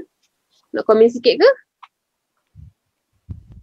Itu buku ni tak directly mention lah pasal Islamic world. Saya rasa mungkin yang dia hanya sebut adalah ketika peringkat awal lah, contohnya ke serangan ke Afghanistan dan whatsoever. Cuma saya rasa dalam mendepani perkara ini, saya ingat satu perbincangan yang dibuat oleh Profesor Madar Zulkifli Hasan berkenaan senario dunia Islam berhadapan dengan pandemik COVID-19. Ini ada 3 senario. Yang pertama adalah satu golongan yang menyatakan COVID ini adalah bala daripada Tuhan. Dia masih terperangkap dengan keadaan bala dan ini kerana kita buat dosa, Tuhan bagi bala. Itu antara pemikiran yang kita agak kalau boleh elakkan lah kita berhadapan dengan perkara itu. Senario kedua adalah kita tidak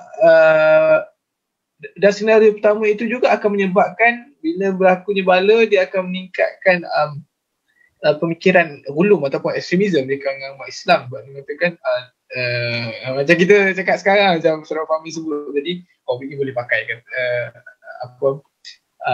vaksin ni boleh pakai ke tak, halal ke tak, dan istilah yang dipakai tadi lah. Yang kedua adalah umat Islam ni tidak berubah. Contoh, kalau tengok OIC Outlook Report yang disebut itu specifically for the Muslim world, yang dia mengatakan tahap kemiskinan, tahap pengangguran negara umat Islam ni sangat tinggi. Itu benda yang kita kena perhatikan. Dan itu tahap kemiskinan dan tahap pengangguran. Dan ada juga data-data daripada pemikiran global lain, dadah di negara umat Islam yang terlalu tinggi, korupsi, itu antara benda-benda yang kita harus elakkan. Yang ketiga adalah future yang kita mahu, senario selepas pandemik ini, iaitu umat Islam mula berfikir, dan benda itu sudah bermula sebenarnya. Kita kena ada komitmen optimism dengan masa depan. Bila di Malaysia dulu kita ingat TN50, di Saudi pun ada Saudi 2030, di Bahrain, di Oman, di Qatar, dia sudah they are starting to mapping the future, to map the future. Tapi again lah, we are still kita hanya penumpang. Tidak ada kajian berkaitan vaksin itu kecil bagi saya. Dia bagaimana kajian untuk kita memeta suatu masa depan yang lebih baik untuk kepentingan umat. Dia macam ya benar perkara itu bermula di China, tapi kalau umat Islam efektif, patutnya kita sudah bersedia dengan langkah-langkah yang bersesuaian menghadapi COVID-19 ini. Tapi yang paling penting adalah itulah kenapa kita kena membaca karya-karya sebegini, untuk at least we learn something from the Western world and we can do better for the Islamic world. Terima kasih. Terima kasih kepada Sir Farhan. Kita terima lagi soalan daripada saudara Azlan Abim Selangor. Beliau bertanyakan apakah pengajaran untuk mahasiswa, pengajaran yang kita boleh dapat daripada penangguhan kelas-kelas, sebab bukan semua kos pembelajaran sesuai untuk dijalankan dalam bentuk online learning. Maybe boleh komenkan sikit tentang isu ini.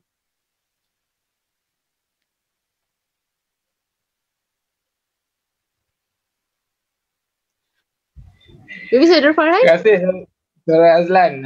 Saya ingat benda ni kita kena baca ada satu report, the impact of COVID-19 to the higher education. Very specific, ada 4 variable dia sebut. Yang pertama, menghadapi COVID-19 ini hampir 1 trillion learners ataupun penuntut ilmu affected from the COVID-19. Di Malaysia saja hampir di universiti itu ada 300,000 yang infected, 300 ke 480,000 yang infected dari COVID-19. Dan di peringkat global itu kalau ikut UNESCO punya report, hampir 1 trillion learners from kindergarten, sekolah rendah, sekolah menengah dan universiti. Dan konteks universiti, kita baru tadi kita sebut report from International Association of University, IAU, yang diterbitkan tak silap saya pada Mei, report tu Mei 2020. Dia menyebutkan 4 variabel utama kesan COVID-19 kepada institusi pengajian tinggi, khususnya mahasiswa. Yang pertama, cabaran yang akan dihadapi lah untuk online learning ni. Yang pertama, dia sebut field of the studies. Maknanya ada yang seperti mana Saudara Azhar sebut lah, ada field of the studies tu dia tak boleh dibuat secara online. Tapi tak semua, macam di Harvard sudah di-set up dengan satu apa yang disebut VR ataupun visual reference ataupun apa terma VR itu bagi mengatasi perkara itu. Yang kedua adalah sudut ini benda real lah. Kita ingat dulu Viviana pernah viral, internet connectivity. Tak semua negara ada 5G dekat Malaysia. Kalau kita bicara soal Selangor mungkin di Shah Alam semua tu agak okey, tapi di Selangor saja macam mana di rakan-rakan di Sabak Bernam, di Selangor, kita boleh lihat lagi di Sabah. Itu cabaran yang kedua, pembelajaran atas salian, itu internet connectivity. Yang ketiga adalah the preparation from the instructor. Adakah instructor ataupun pensyarah dengan bahasa mudah bersedia untuk physically and mentally untuk berhadapan dengan norma baru ini? Sebab saya ingat sampai sekarang masih ada pensyarah-pensyarah yang masih secara mentalnya rindukan untuk belajar, untuk mengajar face to face dalam kelas. Masih ada pelajar-pelajar yang nak secara fizikal, dan memang distraction ataupun gangguan ketika online learning ni is a real issue. Dan mereka pemikir-pemikir yang menulis daripada IAU yang menulis report ini menyatakan knowledge in online learning is not considered knowledge, it's just a transformation of information. Itu tesis yang disebut dalam laporan tu lah. Dan yang keempat adalah kita sedang membina sebuah generasi yang kita akan berhadapan dengan loss of generation ketika berada dalam digital learning ni, sebab ada segolongan tidak mampu survive dengan digital learning, dengan cabaran internet connectivity, dengan cabaran emosional dan tidak stabil, isu-isu kesejahteraan mental Ini antara cabaran yang akan berhadapan, yang akan berlaku dengan empat variabel utama akan melanda golongan mahasiswa dalam berhadapan dengan online learning. Ini memang disebutlah digital life ni menuntut keberanian, kreativiti dan juga kebijaksanaan manusia. Itu tesis yang penting yang disebut oleh Farid Zakaria bahawa kita nak relate pada mahasiswa, kita kena mempertahankan elemen-elemen kemanusiaan, kena sabar berhadapan dengan online learning ni dan kena courage lah, kena bersungguh-sungguh dan berani berhadapan dengan risiko belajar online. Terima kasih. Tambahan sikit, saya pula berhadapan dengan situasi yang mana anak sedang membesar. Anak seusia kecil telah diberikan satu pendedahan awal tentang gadget. Dan situasi ni mungkin berbeza dengan keluarga-keluarga sebutkan tadi. Ada keluarga yang mungkin tidak ada akses. So kalau macam saya pula, istilah kalau ayah, mak working from home istilahnya kan, yang terpaksa bersaing pula dengan anak yang learning from home. So telah ada satu isu peperangan domestik lah. So memang adalah isu-isu yang berkaitan dengan kita kata lost generation tadi. Situasi anak-anak yang kemungkinan besar berhadapan dengan situasi distress, dia berhadapan dengan situasi berada dalam satu keadaan yang dinafikan hak mereka untuk beriadah, berjumpa dengan kawan. So benda tu sudah berlaku. Dan ada juga anak saya yang kecil, baru 10 bulan contohnya kan. So saya sebut sebagai baby COVID. Baby COVID itu maksud generasi COVID yang bila jumpa orang sekarang dia dah cepat menangis. Sebab interaksi dia dengan orang luar tu tidak berlaku. Sebab dia hanya berada dalam situasi circle keluarga dia saja. So perbandingan tu kita dah boleh buat satu ialah rujukan dan realitinya kita faham itu situasinya. Dan sebab itu juga kita wujudkan platform saya ingat dengan EYG untuk bantu center-center kita buat e-learning access ataupun projek untuk bantu dapatkan gadget, mana-mana orang yang mungkin ada lebihan komputer sebagainya, bagilah kepada center-center yang kita wujudkan. Dan dalam keadaan kita mengakhiri tahun 2020 ni juga tidak menggambarkan satu jaminan dalam keadaan setengah tempat juga berhadapan dengan situasi tragedi kita kata alam maksudnya banjir, negara-negara lain ada taufan dan sebagainya. So dia akan ada double jeopardy. Dia ada satu tambahan lain, isu-isu selain daripada berhadapan dengan COVID tadi. Tapi bila ada masalah-masalah lain menyebabkan kita nampak sekarang ni banyak di jalanan budak-budak yang dekat divider sementara tunggu traffic light hijau tu yang jual mangga sebagainya. Ada yang terdiri daripada kelompok-kelompok yang sekarang juga telah berlaku pertukaran taraf dan juga status. Dulunya mungkin mereka dalam kategori M40 dah jadi B40, B40 dah jadi lagi bawah daripada situ. So perubahan-perubahan ni memang sangat real. Bila kita hantar bantuan, jumpa dengan orang-orang yang memerlukan, kalau kita tanya persoalan-persoalan yang dibangkitkan tu, saya boleh katakan itu gambaran realiti keadaan rakyat kita. Sebab itu tak mustahil lost generation ni akan ada implikasi untuk 10 tahun ke depan. Dia bukan sekarang kita tengok.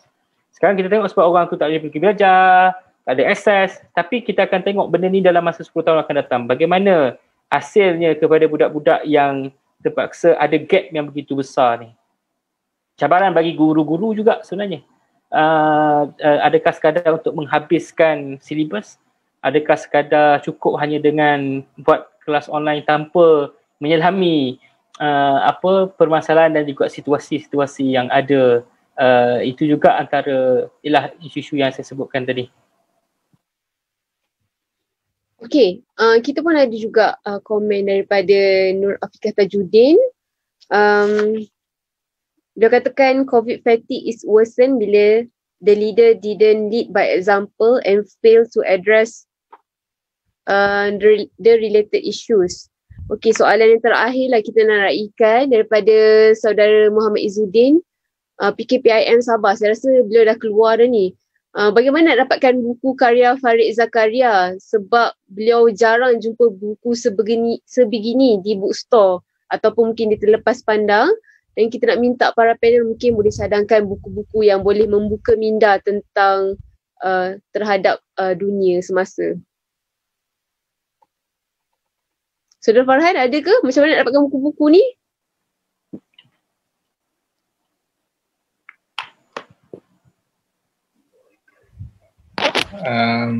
Buku ni yang pertama, kalau nak beli online boleh tengok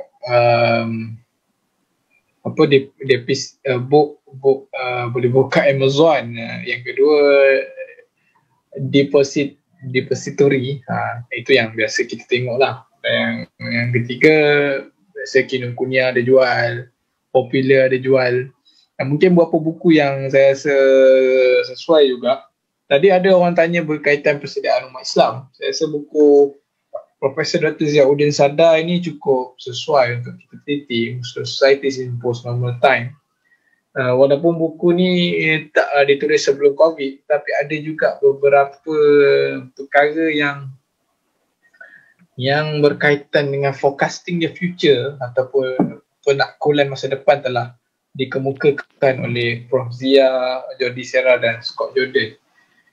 Untuk COVID-19 ni juga ada satu lagi buku, saya tak habis baca lagi buku ni. Buku ni sangat mencabar untuk saya baca, untuk kita baca, The Great Leveler. Yang buku ni Farid Zakaria quote dalam buku ni. Buku The Great Leveler yang diceritakan bagaimana pandemik ini antara salah satu 4 perkara yang mengurangkan ataupun boleh jadi faktor pengubah kepada kesenjangan ataupun inequality dan equality. Dia boleh jadi variable untuk menjadikan sesuatu itu makin dekat ataupun makin jauh, perbezaan antara golongan. Dan satu lagi, buku ni mudah sikit, Post Corona From Crisis to Opportunity, Scott Galloway. Saya ucapkan terima kasih ada orang hantar buku ni kat saya. Buku ni more and data dan lebih buku ni cerita pasal COVID-19 je, macam mana dia cerita efek kepada ekonomi, efek kepada higher education, efek kepada negara Commonwealth. Dia maknanya dia dah clusterkan kesan COVID-19 kepada kluster-kluster tertentu. Post Corona, From Crisis to Opportunity, Scott Galloway. Scott Galloway. Dan banyak lagi lah buku-buku futurist, future studies. Mungkin saya nak promote buku Profesor Dr. Zulkifli Hasan, Masa Depan Strategi Kebangkitan Islam, yang diterbitkan oleh ABIM dan Ilham Center. Buku tu sesuai dan saya juga yakin IDE pun banyak, IDE dan ABIM pun dah kerap mewacanakan berkaitan masa depan dalam siri-siri perbincangan. Terima kasih. Saudari Fahmi pula ada cadangan buku-buku? Apa yang Farhan sebut tu lebih kurang je lah. PKPM, tanya PKPM ni sama je jawapan dia. So jawapan Farhan tu mewakili apa yang ni lah. Tapi bagi saya kalau tunjuk buku ni banyak kat belakang ni pun banyak. Saya ada juga buku yang belum dibuka pun banyak lagi. So dia lebih pada culture kita lah. So, saya kadang kaedah untuk lihat buku ni ada masa kita tak pakai, ada masa yang kita akan pakai. So saya lebih suka untuk jadikan rumah sebagai library untuk saya rujuk berdasarkan pada kriteria dan juga kecenderungan kita sebagai pembaca. Kalau kita cakap, baca buku ni, baca buku tu, dah kita suka baca Facebook je kan. So tak guna juga. So saya rasa penting dekat sini untuk perbanyakkan wacana, diskurs, perbincangan sebeginilah. Bila ada diskurs, ada wacana, so kupasan-kupasan tu paling tidak, saya tidaklah kata kita kena ambil perbincangan 100% tu daripada kulit ke kulit. Tapi lebih penting bagaimana kita membaca tu dan kita menanggapi perkara itu dengan situasi yang kita ada sekarang. Saya rasa itu yang menarik. Bila baca sesuatu, kita ada idea, gagasan-gagasan besar. Maksudnya the guiding ideas, ada gist-gist tertentu yang menarik dalam buku tu yang kita rasa, boleh implement. Tetapi dia hanya akan berakhir sekiranya hanya habis kepada kita as individual. Tapi macam mana kita nak lihat budaya seperti ini, mungkin kalau dibuat secara kerap konsisten dan platform-platform online macam ni dimanfaatkan, saya fikir dia akan menambahkan lagi kita punya garapan terhadap sesuatu. Dan paling baik contohnya yang hadir dalam diskusi pada malam ni, mungkin ada yang dah buat catatan dan dia boleh come out dengan dia punya own artikel mengupas topik yang sangat relevan ni. So itu cabaran bagi kita lah, supaya dia ada banyak interaksi, baca, kita discuss. Bila discuss ni lagi faham, ada benda yang kita mungkin tak dapat, tak grab. Macam tadi saya ada bincang sikit dengan Saudara Adi yang baca. So kadang kita baca buku tapi faham lain. Orang yang tu kita rasa dah faham dah tapi lain. So bila berlakunya perdebatan dan juga perbincangan, dia akan menambah dan mencambahkan lagi kefahaman kita terhadap sesuatu. Dan menarik juga, kalau tak ada banyak ada orang yang tak suka baca buku. So dalam platform online sekarang ni pun saya rasa banyak perbincangan-perbincangan yang kritikal dengan penulis buku tu sendiri. So kalau saudara buat carian tentang Farid Zakaria di YouTube, saya ingat dia ada banyak, dia punya video, ada banyak temu bual, malah ada banyak lagi kupasan-kupasan buku beliau sendiri yang dibuat secara online. So kalau malas baca, dengarlah yang tu. Okey, terima kasih Saudara Fahmi. Saya nak minta untuk pusingan yang terakhir, kita minta kedua-dua panel untuk merumuskan tentang buku ini dan mengapa para penonton sekalian perlu mendapatkan buku ini. Silakan.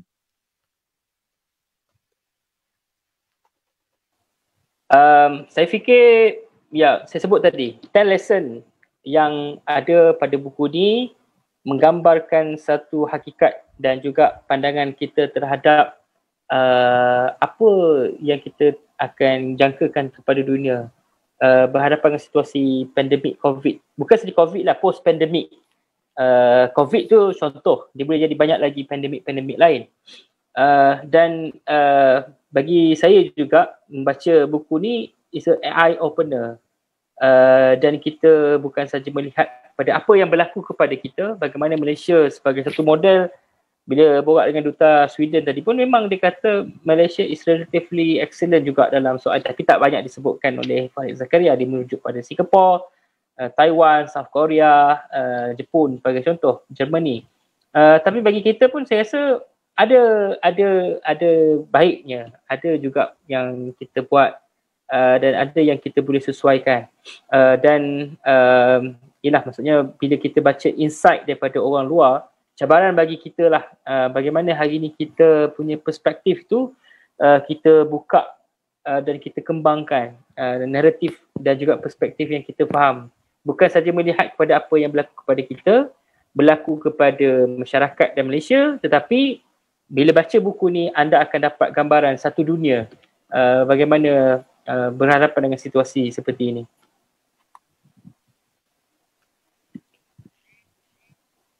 Saudara Farhan pula untuk rumusan.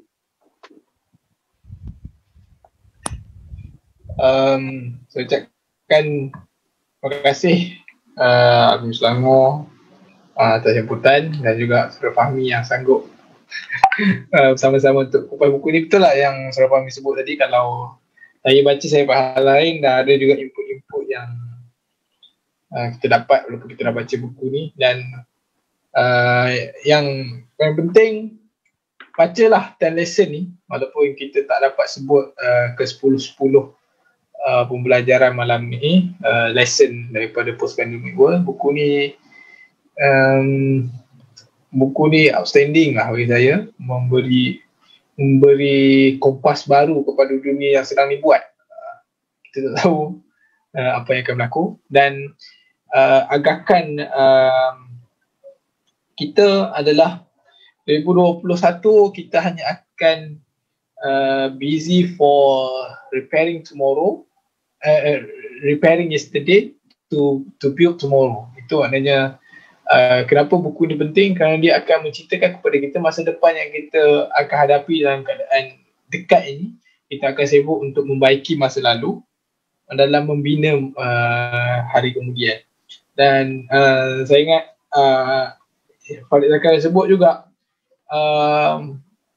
askar yang mati ketika Perang Dunia Kedua kematian mereka itu bermakna kerana dengan kematian mereka itulah ruang untuk membina dunia yang lebih baik. Dan kita yakin dengan baca buku ini kita dapat mempersiapkan kita dalam berhadapan dalam meletakkan suatu naratif positif berkenaan COVID-19. Kita tak nak dengan COVID-19 ni kita nampak disruption je, kerosakan je. Tapi kita nak buat satu naratif baru bahawa ugly pandemic ini can be turned to a beautiful pandemic, kerana ia membuka ruang kepada kita untuk melakukan proses islah dan juga reform, dan dia membuka ruang kepada kita untuk meneliti dunia yang lebih baru, dunia yang pasca normal dan pasca pandemik. Terima kasih. Baiklah, saya kira kita berakhir di situ. Saya mengucapkan terima kasih kepada kedua-dua panel kita dan juga kepada para penonton yang setia bersama kami daripada awal hingga akhir live pada hari ini. Dan insyaAllah kita akan ada beberapa lagi siri bedah buku pada minggu hadapan. Jadi kita nak minta para penonton semua selalu check di Facebook ABIM Selangor, sebab kita akan setiap minggu kita akan bagi tahu apa buku-buku yang kita akan bedah. Dan untuk para penonton sekalian, jangan lupa sharekan apa manfaat daripada perbincangan kita pada hari ini, supaya sahabat-sahabat kita yang lain pun boleh tonton juga perbincangan kita pada hari ini. Jadi insyaAllah sekian itu daripada saya. Stay safe semua. Wabillahi taufiq wal hidayah. Wassalamualaikum warahmatullahi wabarakatuh.